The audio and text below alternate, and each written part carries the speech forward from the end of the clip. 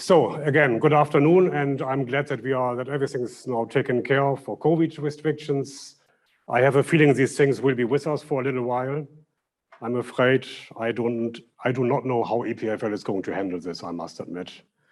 But I'm sure you will be updated once in a while how this COVID check works. As of now, they're walking around and do security checks, so please wear those things because otherwise you might be in trouble. And I'm not paying your fine, so, right? Okay, so now let's start. With a bit of delay. So my name is Andreas Pautz, so I'm here now professor since 2012. And I'm the director of the laboratory for reactor physics here at EPFL. So I'm part of the Physics Institute and of the Faculty of Basic Sciences. And at the same time, I'm also, and that is why you won't see me that much here in Lausanne. I have a split position. So that means I'm part-time here in Lausanne. And I'm part-time at the Pautz Institute, about which we will talk a lot today. And there I'm the director of the nuclear energy division. So that's mostly I think keeps me quite busy. So that means I'm spent more time on the German-speaking side than I spend on the French-speaking side. Makes life a bit easier for me because I'm a German native speaker. You can tell from the accent, right? But of course, I have a fantastic team here, and you will meet the team later here from the laboratory. Maybe we do that first, right? Maybe we start like this. So you may already have met Mathieu. He is my deputy here at the laboratory for those times I'm not around. Who is next? Wang Song is the head of our experimental campaigns here. We have Pavel is the head of the reactor. He will take you onto a guided tour later. I have one former student here, that's Valentin.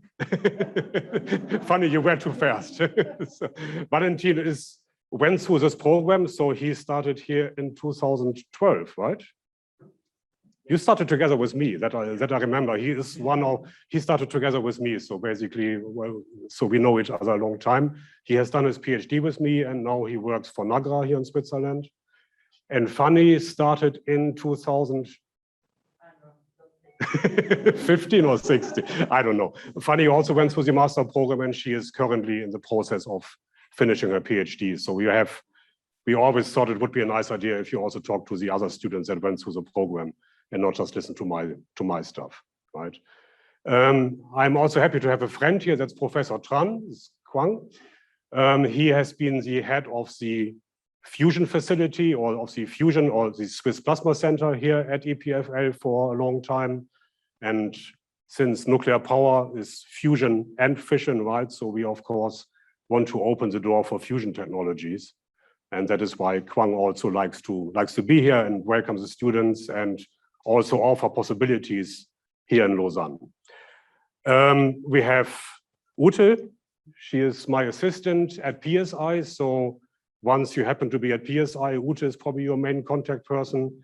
If you need something from me, Ute is also a good contact because she reminds me of all the things that I forget. Okay, so Ute is my good spirit, so to say. And we have Victor. Victor is a colleague of Professor Manera. Professor Manera is the professor in charge of nuclear at ETH Zurich. And she couldn't be here today. She just started in Zurich, and she has her introduction day for new professors. But Victor agreed to come here and step in, and you will say a few words about Annalisa's and your activities later on. So far for the introduction. Now, okay, so I think I should stay in front of the camera, right? So, well, nuclear engineering master. Why do I have this funny thing in front of here? Okay, so anyway, so I mean, the specifics about our nuclear master program is that it takes place at several places, right? So now you have arrived here, which is good. So you are in Lausanne now, and where you will spend your first semester, and then we ask our students to do something challenging. After the first semester, you move on, and you move to Zurich, yeah, ETH. Some of you know it already, and so there is the two professors. So Annalisa, as I said, just arrived, I think that's a fairly up-to-date photo. My photo is from 2012. I think I never changed it. I don't know. So anyways, so that's me, and I'm responsible here for the reactor physics and for the organization of the program. So why are we so proud of our program, and why you should be proud of this too, is we managed something in 2008 which no other program managed before. We actually joined forces. We said we want to have a program that stretches from the French-speaking part to the German-speaking part of Switzerland across 3 institutions. And for a very long time, we have been the only joint program. Usually ETH does its thing and EPFL does its thing. And we wanted to join forces, and that has worked very nicely. I think now there is a new program in data science. I think that is also joint forces, but they still have to show that this works. We know it works. So it's proven since 2008, as a matter of fact. What is important, and that is of course also why I'm here, is we have very important synergies with the Paul Scherrer Institute. So basically all nuclear engineering and sciences outside universities takes place at the Paul Scherrer, right? So around 200 people in my division, so we are a fairly large research unit. And that of course is a foundation for our program, because without PSI, we would not be able to run the program. Yeah, Mathieu, for example, is a PSI employee, and Wong Song is also a PSI employee, but they are here at EPFL, they're delegated. So that's important, and that's why we also call it the Center of Excellence for Nuclear Energy, and that is why I find it important that at some point you move also to PSI and see the possibilities that we offer there. As I said, we are operating since 2008, so you are the 14th batch, basically, that comes in as students. And relevant also, I mean, we are fulfilling all the Bologna requirements. It's a 2-year program with 120 credits, important if you want to have mobility within Europe. And of course, we are also actually in this European Nuclear Education Network. So if you want to move somewhere else during your studies, let's say you want to do a master's thesis somewhere else, it's in principle possible, right? Of course, we like to keep you here, but if you say you would rather do your master's thesis in Belgium, in France, wherever, in Sweden, of course, we are open to those possibilities. But of course, if you stay here, we are also very happy. Now, that's a challenge, of course. You know the map of Switzerland, and between Zurich and Lausanne by car, it's around 220 kilometers. I have driven that quite often. It's annoying, so rather take public transport. And of course, also means that you cannot live in one place, right? So that means after semester 1, you will have to move. I know that many people decided to move somewhere here to Baden, which is somewhere between those 2 circles. I think, Valentin, you did that, right? Yeah. So Baden is actually a nice, cute town, I want to say, that is halfway to ETH and halfway to PSI, so maybe not a bad choice. But I also know that ETH Zurich also provides living space, right? Fanny, do you remember, were you in the students' hall in Zurich, or? Yeah, there were student houses, but I don't know if they have, they used to have an advantage to get student houses. Right. I don't know if it's still the case. Yeah, so something to, yeah, something to be checked, but ETH has been kind of helpful actually for you also finding accommodation. I personally think maybe it's even more attractive to find something together or something. I know that Valentin lived in a kind of commune, I want to say, together with a few people. So I think that's, I had a feeling over those 14 years, students all managed very well to do this move. Yeah, but if you don't want to move 3 times, you would probably stay somewhere in between those two circles. This is PSI. Looks nice. It's in the middle of nowhere, right? As you can tell, so it's usually what happens to nuclear research centers. They put them somewhere where nobody sees them. So my office is here in this building. So this is the PSI East side. And what we usually do is at the end of the 2nd semester, so when you are in your Zurich semester, we will invite you around and then tell you about the possibilities at PSI, right? Of course, you can also start earlier, contact us, come visit PSI. I mean, these are, of course, options you have. And at PSI, we have these, what we call the large facilities, right? So basically, experiments of large scale that you cannot, or only very difficult, operate at a university. You see, for example, this is the big neutron source that we have at PSI. It's a fairly powerful spallation neutron source. We have what we call the hot laboratory. Our hot lab is basically where it's the only place in Switzerland where you can handle really highly radioactive material, right? So spent fuel rods from a power plant, things you don't want to touch and you don't want to come close to, right? And they are being handled here in these, what we call the hot cells. This is a large facility, a large thermal hydraulic test facility. You can tell by the size of the crane how tall it is. It's one of our showcase facilities at PSI and it's basically a scaled model of a boiling water reactor containment, but you will learn all about this. So our program was born basically as a nuclear fission program, so as a nuclear energy program, right? So I mean, the focus of our program has been from the beginning using nuclear fission for safe and sustainable energy supply. However, I mean, we have noticed over the years that many students were even more interested in saying we want to study nuclear medicine. We are interested in nuclear fusion, and I'm very curious to later learn about your preferences. And I think these are all very relevant topics of nuclear sciences too. So if you are inclined to go into nuclear medicine, PSI offers you a big variety. We have a proton therapy center. We have all kinds of diagnostics, right, like CTs, MRI, etc. We have a radiopharmacy center at PSI. So if you're interested in medicine, we have a lot to offer there too.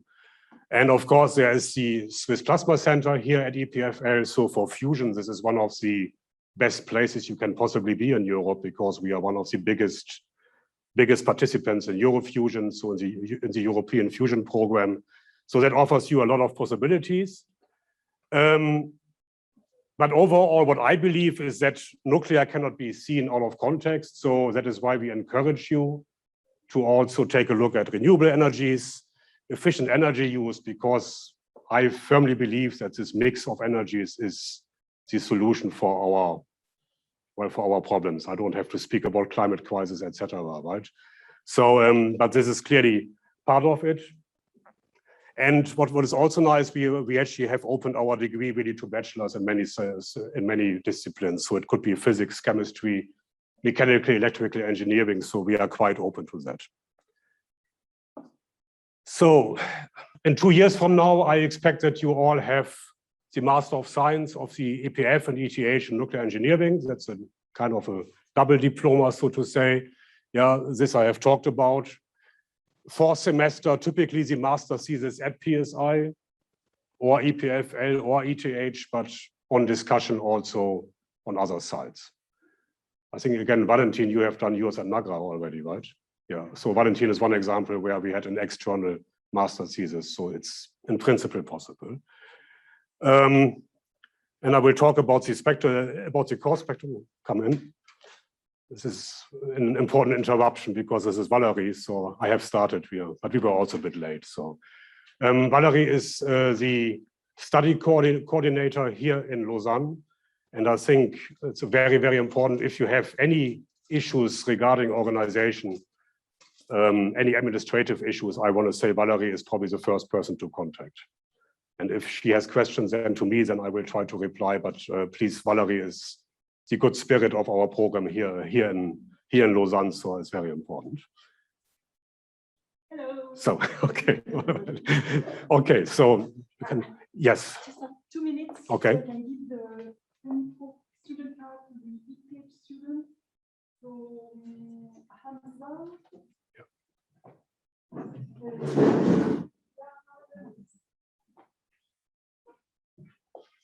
Nicolas.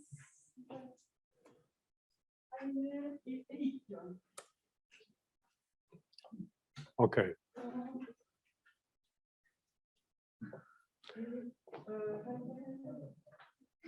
All right.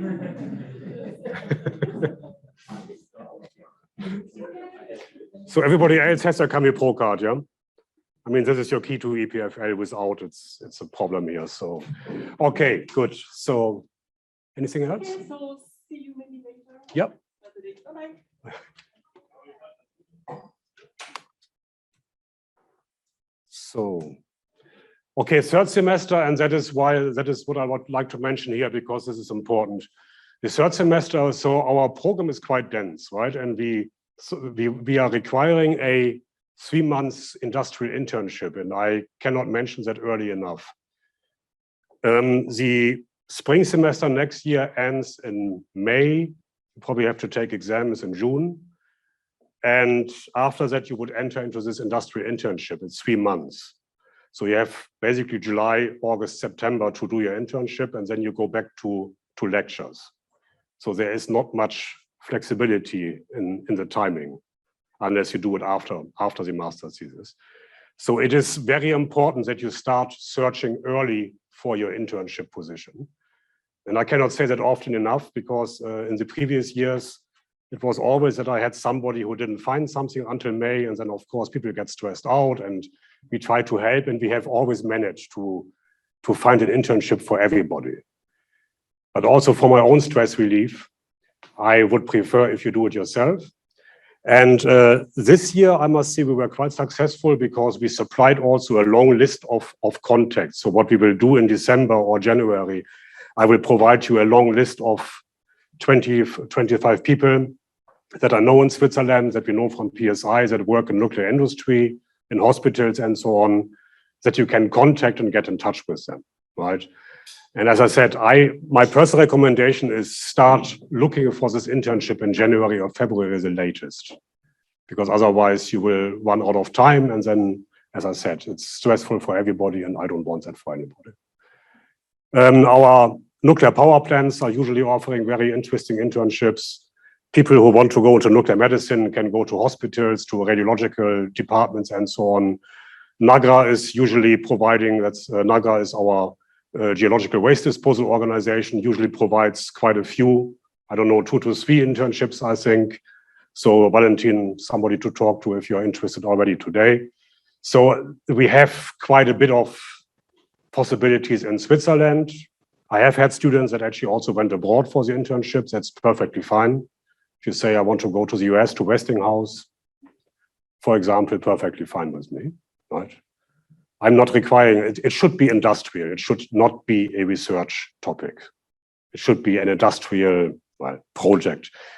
All that can be interpreted, and we are flexible, right? But it should not be let's say, a research project that just resembles a master project. It's something I do not want. Okay, and then the fourth semester, as I said, is a master project. It's around half a year, and you need to clear, out of your 90 credits, you need to clear 80 credits even to start this. It's usually not a big deal from what I have seen. And I mentioned that at the beginning in May 2022, so next year, we will invite you to PSI to explore the possibilities. So, I mean, we are usually offering 20, 30 master thesis topics, so there is ample possibilities at PSI to do your master thesis, but again. Okay, so as I said, that is basically, I mean, just a glimpse at what we do at PSI. I mean, this is actually our research reactor here at EPFL, where we also have, as I said, where we would offer master topics, for example, also PhD topics, of course. We have a large variety of topics in modeling, so nuclear safety, modeling for nuclear safety. So how do I model the reactor core or the primary, secondary circuit of a nuclear power plant in order to understand the safety features? You can also work in the hot laboratory if you want to learn how to handle nuclear materials. We usually have a few master theses that also deal with nuclear materials, so you can be trained as the manipulators possibly. NAGRA offers quite a few topics in geological repository research and licensing for our nuclear waste. And again, I have the Panda facility that also likes to have master students, so you can work on a really world-class facility in thermal hydraulics, if that's your focus. So, I don't know. Just as a matter of fact, so we have the Proton Therapy Center, that's also a PSI, and over the few years, I think they have hosted like 2 to 3 master theses per year, so it's quite interesting. And also there is the radio pharmacy at PSI, but of course there's also cooperations with university hospitals here in Lausanne, for example, the CHUV, or also the university hospital in Zurich that would offer something in the nuclear medicine direction. Quang. Sorry, I have one slide here about nuclear fusion, and I know that Quang. No, please. This is my honor to have Quang here. So Quang is a long-standing friend of mine and was basically also a member of the search committee when I started here. So that's why I'm eternally grateful. And yeah, and I don't know how long you were head of the Swiss Plasma Center, but for quite a while. A few years ago. Yeah, I know. So that's why Quang is always. Yes, I think that the last line about the size is roughly the size which I know about. You see that we have quite a large number of PhDs, so the 145 staff includes this about the 40 PhD, and the budget there, as you can see it, is 60% external, namely that we have to either get the money from the Swiss National Science Foundation or to go out in all the fusion program. And also we have a branch of activities in what we call low temperature plasma, so plasma processing. So although here it is really the aim of the lab, which are oriented towards fusion. The first goal for us, objectives, is really to make ITER a success. So the first plasma of ITER officially is still around end of 2025, with the deuterium and tritium operation in 2035. And the second bullet is really to develop the science and technology basis for demo. So there are a vast spectrum of activities which are run by the lab, but there is one where this lab is leading things. So we have what we call project leader, coordinating the whole European activities in the field of heating and current drive of demo. So demo is just a machine which is after ITER, and it is supposed to produce about 300 to 500 megawatt net electrical output towards a grid impulse of about 2 hours, and be self-sufficient with tritium. You will hear all this if you take the plasma physics and control fusion course, which will start not next week, but the week after. And more important, if you like, is to prepare the ITER generations, but we have to think about demo already, because as I forgot to tell you that demo is scheduled for 2050. So my job has ended because I have initiated the ITER generation. Now the lab is continuing to cultivate, to nurture the next ITER generation, and more importantly, already the demo generation. And finally, as immediate application, all the plasma, so even industrial and fusion spin-off for society. Thank you. And now, just since I have the floor, some of you who have already expressed a wish to have me as tutor, thank you very much. If it is your wish to have it, just send me an email. And the communication is always by email with me. We can fix Zoom, we can fix face-to-face meeting. And if within 2 days I don't answer you, please send me a reminder. Usually it is answered in the hours which follow, but you never know. Okay. Kwang is a very good tutor, I must say, so because he really takes care. That means you probably get all of them now.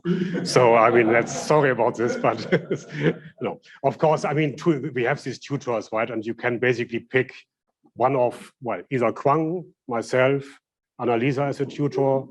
We have Tony Lomax also as a tutor. He is a nuclear medicine guy at PSI.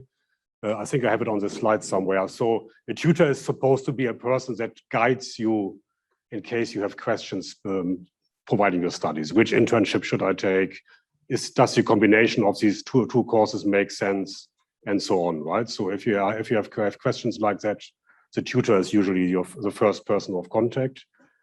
And I like the 2050, so all of you actually stand a good chance that you will see the demo operating, right? So I mean, maybe you will be the people that actually will bring demo to success. So I mean, I think these are good perspectives. Kwang will likely be very, very retired by that time. I will probably be too. So let's see. But as I said, fusion is big here at EPFL, and I really also recommend that you take these courses that we offer you. Now, this is a busy slide, but I have Victor here. Maybe you want to say a few words about the activities that we are planning at ETH, because Professor Manera is new, but she is bringing a lot of expertise in quite fancy stuff, but I'll let Victor talk about this. Yeah, so my name is Victor Petrov. I just arrived to Switzerland a month and a half ago. But before that, I was a research scientist at the University of Michigan in the United States. But I used to work here like 10 years ago too. And the slide is busy because I was afraid like I would not get the spot for 2 slides, so I put everything into one. So good job. Good job.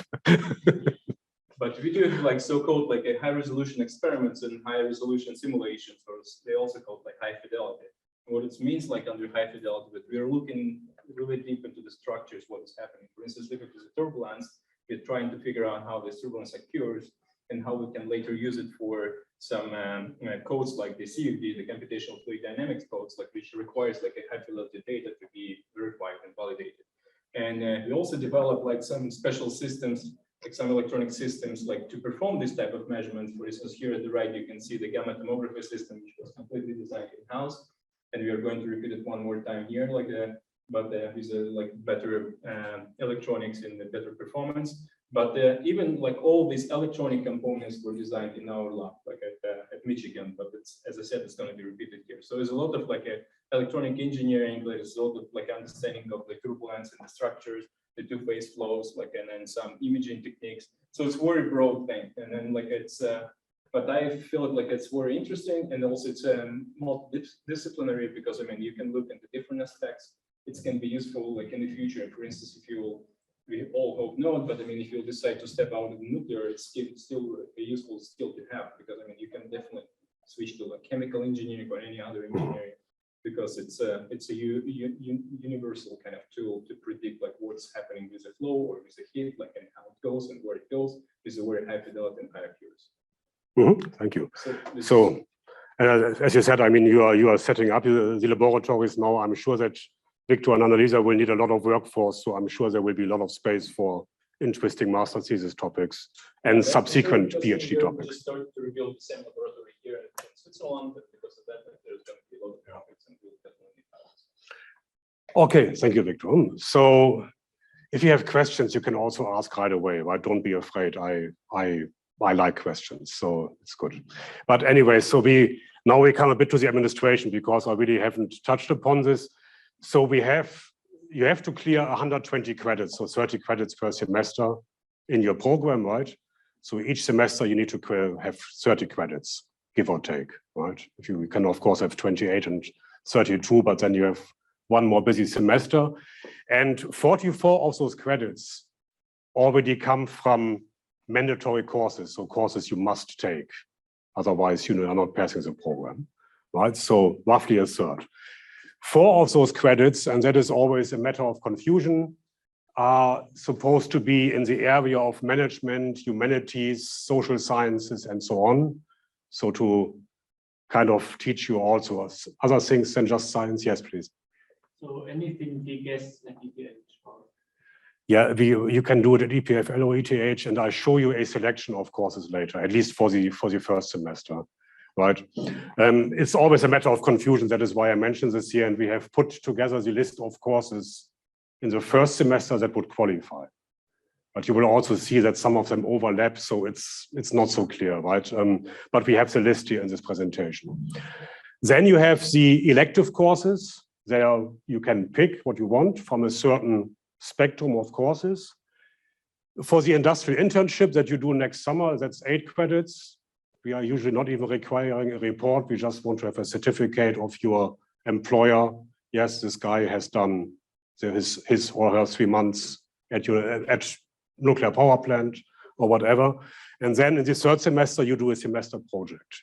It's like can be a pre-study to a master's thesis, for example. So this you will see later. So I have, as I said, Pavel is here, the head of our reactor, and he will take you actually onto a guided tour through the reactor later. So we thought it's always a little highlight. Today, the reactor is a bit taken apart, I understand, but well, you will see. So I guess that's the exciting part. So we actually use it also for teaching. So you will spend a significant amount of time in our reactor premises in the first semester, starting next week, Tuesday. And that is why we actually have some instructions for you later, because we need to organize this. Tutors are already mentioned. So yeah, as I said, I guess it's myself and Annalisa. Kwang, as you just heard. You can also pick Ambrogio, who is the current head of the Swiss Plasma Center. François Bouchu is the head of the Institute for Radiophysics. You will also meet him in the first semester. He is also a medical guy. Mike Seidel works on accelerators. So these can in principle be tutors too. As I said, Kwang is, I want to say, the one who most engaged, I must say. So, but don't worry, I also try to take care of things. So yeah, it's basically here. And now to the courses. So that's a messy slide, and these are the mandatory courses. So these courses you must take. And especially in the first semester, and this is why you need to know, you will take the physics of nuclear reactors starting on also Tuesday? Wednesday, yeah. Radiation and reactor experiments is the class at Crocus. We have radiation biology, radiation protection, that's Pavel teaching, together with Jerome, right? Yeah, with Jerome Damé. And we have reactor technology that is being taught by Annalisa. She is going to come here to EPFL. So these are the 5 courses you must take this semester. So there's no way around it. Okay. And then at ETH, you will continue with nuclear energy systems, nuclear fuels and materials, safety of nuclear power plants. And these are these 3, these are the mandatory ones. Advanced topics in nuclear reactor materials is already at PSI, and that's the 3rd semester. Was a question? No, okay. So these are the courses you must take at ETH. And then after your internship, so you finish semester 2, you do your industrial internship, and you move on to PSI. And if you do the math, if you do your internship in July, August, September, you will not make it to the beginning of the semester, obviously. That is why we actually, at PSI, we teach in block courses. So we start in October. So you have a fairly dense program at PSI. So just be warned. Some people told me it's the toughest semester. Valentin, can you confirm that? Yes. Okay, so sorry about that. But don't worry. I think up to now, everybody has managed. And I have considered actually relaxing the time schedule a little bit. So, but at PSI, you will have these block courses, right? Reactor materials, beyond design basis safety, so severe accidents, Chernobyl, Fukushima, etc. Decommissioning is, of course, also important. And we also have what we call the computations lab, nuclear computations lab. And finally, you have the engineering internship and the semester project that is also part of the 3rd semester. And then you probably have a break of a month or something, and then you move on with the master's thesis. So it's a busy schedule. Now, for the elective courses, I have only listed here those that you could already take in the first semester, right? You need to fill up to 30 credits, right? You have five mandatory courses in the first semester, so that's probably already 18 or 20. That means you have to fill up another 10 credits in the first semester. And this is basically the list that we allow of elective courses. So you can basically pick 2 or maybe 3 out of these courses. Yeah, and of course, you take those that interest you the most, or you take a course where you say, I always wanted to learn more about this. I have no clue what this is about. May go along with a worse grade, so there's a risk. But we have energy conversion and renewable energy, hydraulic turbo machines, medical radiation physics, particle accelerators, the course that Kwang just mentioned, nuclear fusion and plasma physics, or radiation detection. So, and I want to say you pick 2 or maximum 3 out of those, and then your timetable is packed, right? So, and at ETH, we have a longer list of elective courses. I'm not going through all of them, but you can see how you like them and how they fit into your schedule, of course. So yeah, we basically, and then you have something that is called free electives, and that can be another 8 credits. And of course, you can take them from the list of these recommended courses, or you say something, I always want to do something in life sciences. Then you go to a master course in life sciences. Fine with me. This is really something where you say, well, I take some class which reinforces my interests, my strengths, or something actually where I've been always weak at, and I want to build upon this. So there you really have a lot of freedom. But again, this is what your tutor is for, right? You can ask your tutor and ask that person, so what do you recommend? Do you think this is a good choice? Okay, so now we give you a bit of time. So basically, for the first 2 weeks, I mean, you all have signed up for courses already.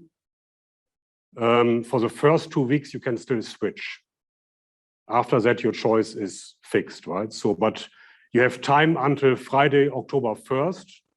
That means you may use the first 2 weeks to maybe switch from one lecture to another and see, do I like the lecturer? Do I like the material? Do I like the course? And then you make your final choice. But the final choice would be on Friday in 2 weeks from now. Okay, so that's important. Our exams will be January 17th here, and there's also a deadline to unregister from an exam from November 26th. So, and you will notice that the timetable I show you in a moment is quite packed already with mandatory courses. So Thursday and Friday are probably the best day to take elective courses. So this is your official timetable. It's a bit messy, right? But as you can see, you are producing some overlaps there between nuclear fusion and energy conversion. So you have to pick probably one because they overlap. Reactor technology is on Tuesday afternoon here. On Wednesday, you have got the radiation reactor experiments. You have the physics of nuclear reactors. So Wednesday is already completely blocked for you because these are 2 mandatory courses. And then on Thursday and Friday, you find the other courses that are electives, and you can pick from them. Yes. Because of COVID, do we have recordings of the lectures so we can take overlapping courses? I suppose so, yeah. I suppose so. If you want to do that to yourself, it is a possibility. I suppose, I mean, of course, this has actually made a change, right? Last semester, I had all of a sudden many more students in my lectures because people decided to pick overlapping lectures. Yes, the answer is yes, you can, right? Are you doing yourself a favor is another question, right? I personally prefer the personal contact, and I guess that goes for most of my colleagues too. But of course, in principle, it's possible. And I am assuming that we will always provide hybrid lectures in this semester. So, but to be seen, I really don't know. So, so then these 4 credit courses. So this entrepreneurship, as we call it, it's non-technical credits. Yeah, and it's usually you can do them at EPFL and at ETH. So you can say, I do 2 this semester and 2 at ETH. Can take a look at the ETH course book. So, and there's a long list of them. Yeah, so we have stuff like global business environment, corporate strategy or principles of finance. So if you have always been terrible with your personal bank account, maybe a good choice, right? I don't know, climate entrepreneurship, statistics for data science. I mean, these are courses that are in principle allowed. But again, of course, they do overlap partially with our mandatory courses. So some of them are simply out because you have to go to these here, right? There's more, right? So there's a long list: convex optimization, principles of microeconomics, intercultural presentation skills. Wonderful. So, I mean, it might be very interesting. Don't ask me. I have not gone to those courses. I don't know, right? So, but sounds interesting. So if you want to clear your 2 credits, why not? Again, there's overlaps with a few courses that you must take. And the list continues, and take your time to look into those. Yeah, so that's basically it. Okay, so that is so far for the organization of the courses. Is that clear so far? Yes. We received a few emails about the lab course on Tuesdays and Wednesdays, the 4 hours, either on the Tuesday or the Wednesday. Is there any update on that? Vincent? We have a presentation afterwards, so then we will talk about this. Okay, so I'm running out of time anyway. So I guess these are the latest COVID rules. Again, I mean, you already went through the drill, right?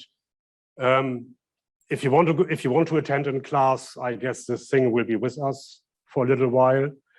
For lab work, as a matter of fact, for project work and practicals, even without a COVID certificate, you may participate with wearing a mask and maintain appropriate distance. So I will not even start the discussion whether you have, I mean, I hope you all have one. Yes, that might have changed already, right? So all this is subject to changes, and I really don't know what's going to happen tomorrow, right? So face masks, you must wear them inside buildings. You can remove your mask at your individual place of work or study. When you talk like this, you give a seminar talk, let's say, then you can remove it, so I'm allowed to. And I think you will, for those of you who might not be vaccinated or need a second shot or a booster shot, I think there will be on-campus vaccination. I don't know how the booster policy of Switzerland is, but I think there will be a third vaccination at some point in time. But that will, of course, provided be here on campus, but you will be informed by the university administration. There's also a testing center. I do not know where is that? I don't know, but you will find. If you need a test, it will be provided. Okay, so that brings me to the end of my presentation here. And as I said, I have put my name up there. Valerie's name, Valerie Scherer, is, as I said, our study coordinator. And really, in cases of administration, she knows virtually everything about all little pitfalls, all little loopholes, and so on. And Valerie is super helpful. So contact her for administrative questions. Here at the laboratory, we have Carlo, who couldn't be here today, but we have Pavel, Mathieu, and Vincent. They are there to help, and you will meet them in class. Annalisa, you will meet in the lecture on Wednesday, no, Thursday? Tuesday, geez. On Tuesday, so then we will meet Annalisa. And of course, some of the information is also on our websites. I must admit they are kind of, well, worth improving, let's put it that way. But nevertheless, and of course, you get this presentation after this year. So then, okay, and I know I'm running out of time, but what I would like to do is maybe that we make a little tour de table. I try to remember names. A few I already know, but maybe just tell us your name, where you come from, what you have studied before, and maybe also what your interest is. Why did you start this? And I think we are probably 20-something people here, but I think it's worth the time. I'm assuming you don't know all know each other, so it's probably worth starting here. I don't know. Shall we start here? So hello, I'm Rainer. I'm from Australia. I'm mostly interested in fishing, and I just want to kind of turn Estonia into a nuclear country, as it isn't right now, because the energy crisis that is going to be in Estonia. Is it happening, you think, in Estonia? Yeah, because Estonia has been dependent on oil shale. Right. And pretty much there's no baseload energy source right now that we turn from exporting country to importing country. And we want to change that really. Okay, thank you, Anna. So, I'm Andreas Pautz. I studied mechanical, I'm from Germany, and I studied mechanical engineering with a focus on process and energy engineering at ETH.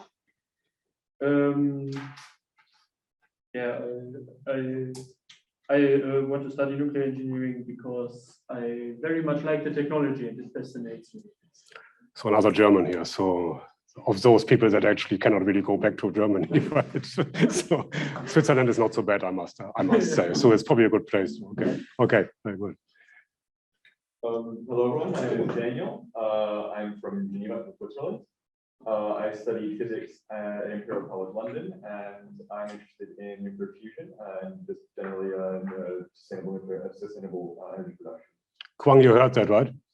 Somebody in fusion here, so I guess. What? Not the first, either. I suppose not, right? Please. I'm Giovanni, I'm from Italy.